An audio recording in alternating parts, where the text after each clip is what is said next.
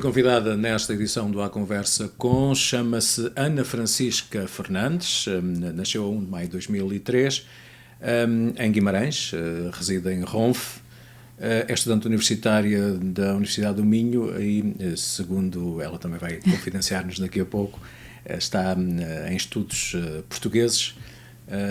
E vamos falar também do percurso académico dela, mas também o que a traz cá é a apresentação de um livro que vai acontecer no dia 4 no auditório da Casa do Território, no Parque da Devesa, um livro em que a Ana partilha com toda a gente que ler o livro e também com gente que já conhece a sua história, com outros pormenores naturalmente que muita gente desconhece, e tem a ver também com a morte do seu pai. E nós já aqui há uns tempos falamos sobre os lutos prematuros. Este também é mais um tema diferente do último que falamos, mas ninguém melhor do que a Ana Francisca Fernandes para conversar connosco acerca deste livro. Olha, obrigado por teres aceitado o convite para vir cá falar sobre este teu livro. Como é que surgiu?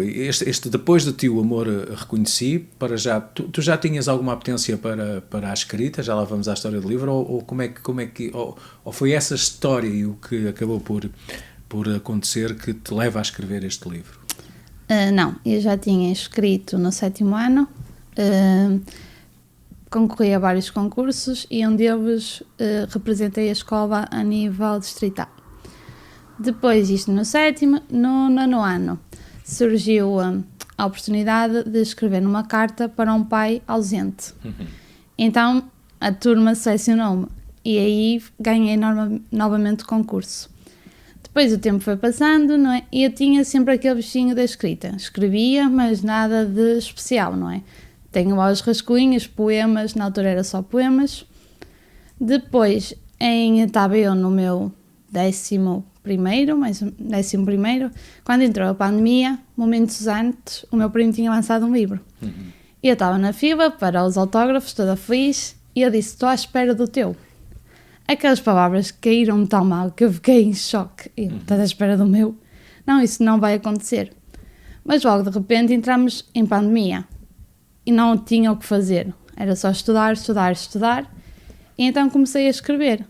E em 15 dias tinha o livro pronto. Portanto, estamos a falar deste livro especificamente. Sim. Bom, a história que se encerra neste livro é uma história em que tu vais partilhando também a tua dor, mas também vais partilhando, e eu de uma forma diagonal consegui perceber, vais também passando momentos que são aqueles momentos quando parte alguém que faz parte da nossa vida, que eu costumo dizer que o que nos agarra também, essas pessoas não partem porque ficam sempre vivas na nossa memória, são as coisas boas que aconteceram para além de tudo o resto.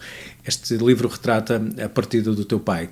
Fala-nos sobre esse facto, como é que tudo aconteceu. O teu pai que sofria era cancro que tinha? Era cancro que tinha. Como é que foi? Como é que foste vivenciando esses dias? Ou como é que depois conseguiste verter tudo isso para o livro?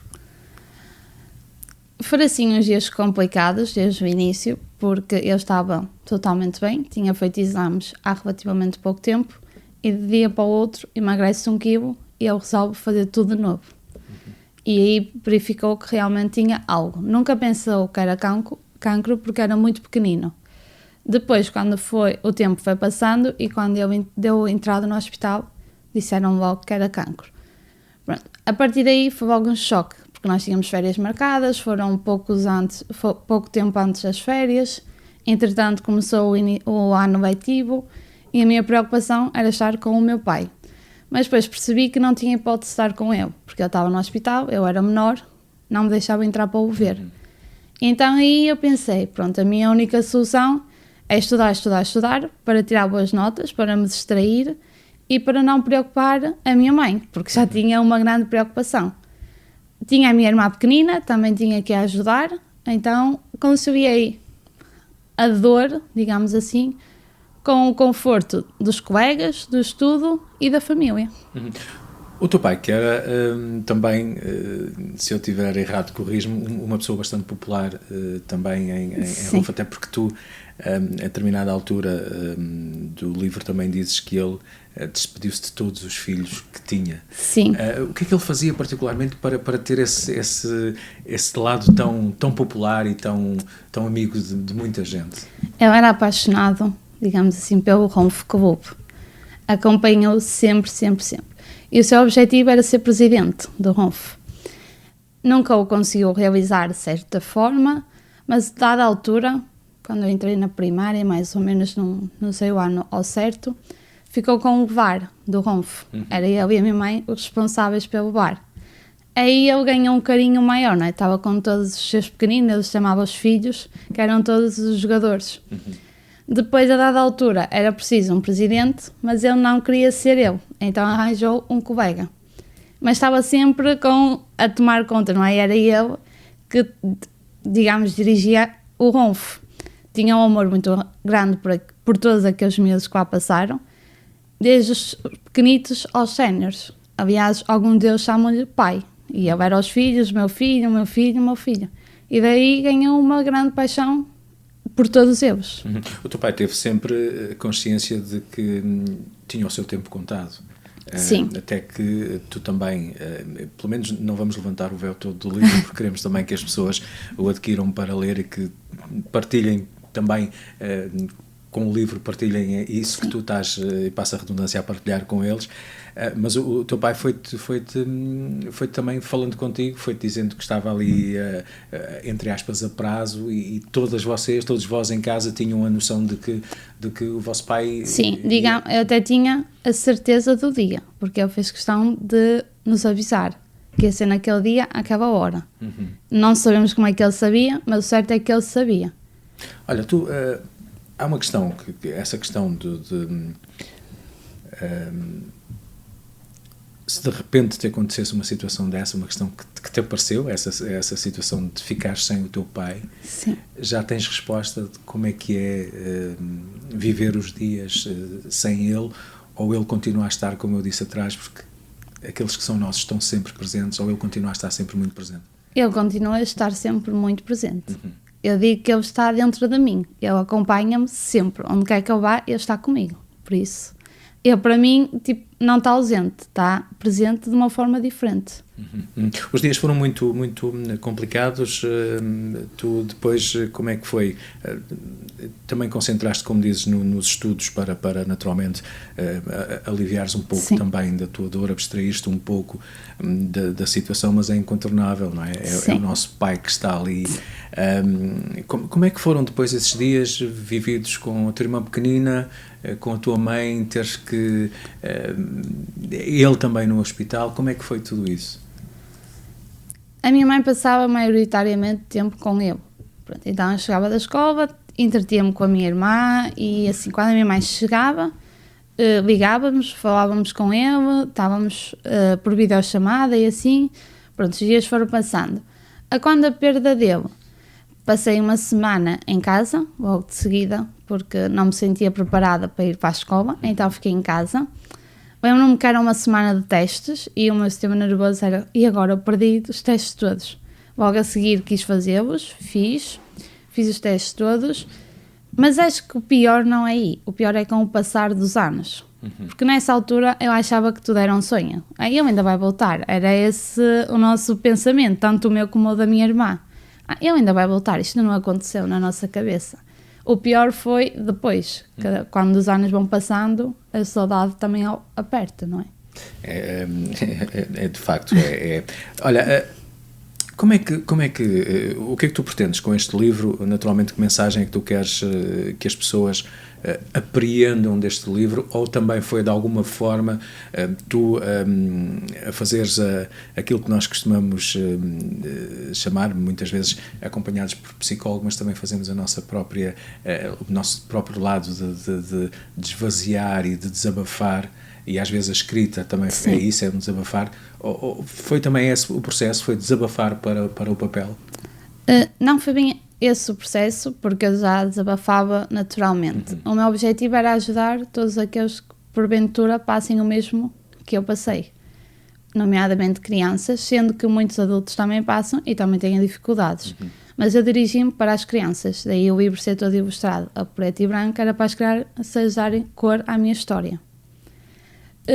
Claro que também desabafei um pouquito ao escrever, contei coisas que ninguém sabia, mas o meu objetivo foi mesmo ajudar aqueles que porventura estejam a passar por aquilo que eu passei. Falas em ilustrações, ou seja, o livro, quem é que fez as ilustrações do teu livro? Foi a minha melhor amiga, que por acaso foi da minha turma até ao 12º ano, e ela tinha muito jeito, e ela disse logo, eu vou ilustrá-lo. E pronto, e as duas em conjunto, eu idealizei e ela ilustrou. E quando falas no dar cor, o que é um repto que também lanças para que quem vai ler o livro possa também preenchê-lo, possa dar outra vida para além daquela vida. Exatamente. O meu objetivo é que todas as crianças façam parte dele, sintam-se integradas no livro, dando-lhe cor. Olha, agora, e pegando nas palavras do teu primo, que estava à espera do teu, este está feito, estás a apresentá-lo, estás a mostrar a toda a gente, estás a partilhar no fundo, porque é um livro que é uma experiência que eu acho que toda a gente deve ter, porque é uma experiência pela qual, se não passarmos, pelo menos devemos ter contacto com algumas realidades, porque faz-nos crescer também. E agora, tu vais pensando noutras coisas, esses rascunhos que tu tens, vais de vez em quando visitando os rascunhos para que possa também... poesia, seja o que for que tu queiras escrever a seguir? Eu quero continuar a escrever, já pensei nisso, não nos rascunhos, os rascunhos estão lá escondidos, creio para uma altura melhor. Desta vez tenho a ideia ou de dar continuidade à história, porque ela acaba praticamente logo a quando a perda, eu queria ou continuar, ou então criar uma nova história, mas com o tema do amor outra vez, com base no amor. Ou seja, este pode ser o primeiro de uma série de livros que tu queres dedicar ao tema, sempre procurando também como exemplo o teu pai, coisas que viveste com o teu pai, ou olhando para outras situações? Se der continuidade à história, é óbvio que vou me referir ao meu pai. Se for só o tema amor, não. Deixo o meu pai de lado e continuo a escrever sobre o amor. Tens 20 anos? 19. Vais fazer 20. Vou fazer 20, em maio. Em maio. O que é que alguém com 20 anos, em termos de amor, tem para dizer? Acho que é mais os primeiros amores de escola, aqueles namoricos, como toda a gente chama, e nada de mais, não é? Ou seja, tu queres fazer queres dedicar uma escrita que seja uma escrita que vai ajudar também quase quem está a crescer contigo braço a braço, ou seja, gente da tua faixa etária também a ter essas experiências, a partilhar essas experiências, é isso que tu pretendes, não é? Sim, o meu objetivo é sempre ajudar, tanto a minha faixa etária como os mais novos. Tu tens referências literárias? Costumas ler muito? Lês pouco? Como é que é? Antigamente via muito, agora com a universidade sou obrigada a ler aqueles livros, como eu digo, que ninguém gosta de ler. Sim, fazem parte. Isso, é mesmo a obrigação.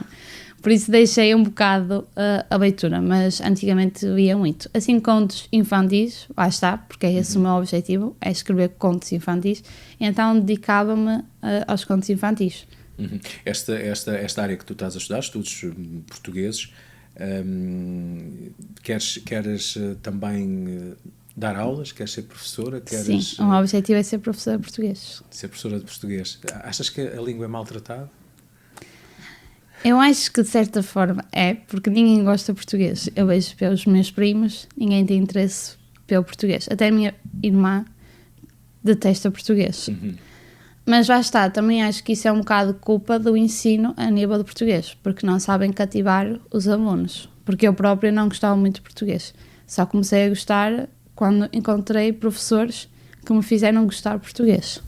Já voltamos ao teu livro, mas agora, curiosamente, e porque nós também vamos assistindo, e já agora é a opinião de alguém mais novo, vamos assistindo também a estas situações que se prendem com o ensino, com estas greves, com estas... Como é que tu olhas para esta situação, sendo que tu olhas para estas complicações que vão surgindo, mas queres seguir esta carreira, uma carreira em que Se antigamente nós tínhamos os professores como mestres, hoje em dia os professores vão perdendo também a sua autoridade na sala de aula. Como é que... Exatamente. Ao primeiro olhava para tudo isto e pensei muito se era realmente isso que eu queria, se valia a pena continuar. Porque são muitas horas de estudos, digamos, muitos anos a dedicar-me a uma coisa que eu sei que posso não chegar a exercer. Mas depois também cheguei a uma conclusão. Se é esse o meu objetivo, eu tenho que abraçá-lo, não largá-lo de todo. Se não exercer, há sempre muitas opções. Um centro de estudos, dar explicações em casa. O que eu quero realmente é exercer. Não importa tipo, a forma. Até eu sempre disse e digo que o meu objetivo é ir para os Açores. Os primeiros anos de carreira quero estar longe. Vai estar longe e ainda por cima, como és uma pessoa que adora a natureza, vai estar num local para onde queres ir, que é um local onde Exato. há essa inspiração também para a tua vida, que é a natureza, não é? Exatamente, eu não quero ir para os Açores. Se não tiver essa sorte, já disse à minha mãe que vou para Cabo Verde fazer voluntariado e vou ensinar a língua, o meu amor, digamos assim, àqueles que não têm essa oportunidade. Olha, é muito bom ouvir-te naturalmente a declarar esse amor pela língua portuguesa, que é tão maltratada às vezes, não é? Nós temos gente mais nova que olha mais depressa para línguas estrangeiras e nomeadamente o inglês. O inglês. Toda a gente quer saber falar inglês. Exato. E maltrata muito a nossa língua. Tu, gente da tua idade, lê, gostavas que lessem mais, como é que é? Na universidade toda a gente vê muito, na minha turma também normal pelo curso. Assim no geral, nas minhas antigas turmas e assim, poucos são aqueles que vêm. Não há aquela prática da leitura, não. Muito bem, voltando ao teu livro, este Depois de Ti, o Amor Reconheci, como é que... Quem tem tido contacto já com o livro, o que é que tem dito? Os feedbacks que eu tenho é que é um livro bom, mas que fazem toda a gente chora. Não há uma pessoa que não me diga que não chora. Eu sou sincera, sempre que eu leio, nunca choro. Também eu só ouvi mesmo quando tinha em papel, nas mãos. Porque eu tenho defeito, sempre que vou, acho que nunca está como eu quero. Então eu decidi não pegar mais nos rascunhos. Terminei-o, entreguei e nunca mais toquei neles. Apenas toquei e li quando tinha na mão pronto, ilustrado e tudo. Porque senão eu sabia que ia estar sempre a alterar. A obra, normalmente, para o autor nunca está completa. Exatamente, faltava sempre alguma coisa. Então eu só o vi em agosto, poucos dias antes de eu lançar. Por isso, acho que hoje faria coisas diferentes. Isso é óbvio, não é? Às vezes eu, como é que eu escrevi isso? Na minha cabeça já não faz sentido. Mas o que é certo é que as pessoas estão a gostar e estão a pedir para continuar. Então aí está, olha, é uma boa dica. Olha, para quem diz que o seu pai está naturalmente enraizado em si, falas com ele todos os dias? Todos os dias. O que é que lhe dizes? Podes partilhar connosco? Normalmente acordo ao bom dia, depois falo com ele como se obtivesse resposta, do género, já foste trabalhar, já foste jogar às cartas, já foste ver os teus meninos, assim perguntas que eu fazia no dia-a-dia. Chegava, já almoçaste, o que é que comeste? Claro que eu sei que não vou obter resposta, não é? Mas pronto, digamos que eu tenho a resposta. Consegues dizer-nos um momento, quase um ritual que vocês faziam e que te recorda sempre? Acho que era ao acordar, que eu ia sempre à minha beira e dizia bom dia, pombinha. Todos os dias eu fazia isso de manhã, às 5 da manhã eu chegava à nossa beira e dizia isso. Portanto, a pombinha está a crescer e Exato. Não se esquece dele e o importante é lembrar sempre desses lados bons, não é? Isso. Esse lado maravilhoso que nos faz andar aqui e nos faz viver. Olha, Ana, para quem vai, é dia 4 de fevereiro, portanto aqui em Famalicão, no auditório da Casa do Território, no Parque da Devesa, para quem lá vai estar... Que recado é que gostarias de deixar? Que mensagem gostarias de deixar também? Não só para quem vai ou para quem possa naturalmente estar a ver-nos e ouvir e que depois tenha essa curiosidade de ir. E uma mensagem tua em final de conversa também para quem nos está a ver e a ouvir. O que eu sempre digo e a qualquer pessoa digo é que nunca se esqueçam de ser feliz, amar, acreditar e lutar sempre pelos objetivos, independentemente do quão custa, das circunstâncias. O que importa é alcançar o objetivo, conquistá-lo. No fundo, a vitamina que nos leva Exatamente, a continuar cá, que dá força. a caminhar e que dá força. Olha, quem quiser adquirir o teu livro, como é que deve fazer? Através das redes sociais, ou então tem na FNAC, na Bertband e em todas as redes, na UC, assim como na editora do livro, que é a Flamingo Edições. Formato papel e formato digital também, não é? Sim. Olha, eu quero agradecer-te mais uma vez o facto de teres vindo até cá e quero que saibas que temos a porta aberta para que quando tiveres outras novidades nos faças chegar e que venhas cá falar sobre a tua obra, porque hoje estou a falar com a Ana Francisca Fernandes, amanhã quero falar com a grande escritora Ana Francisca Fernandes. Olha, muito obrigado.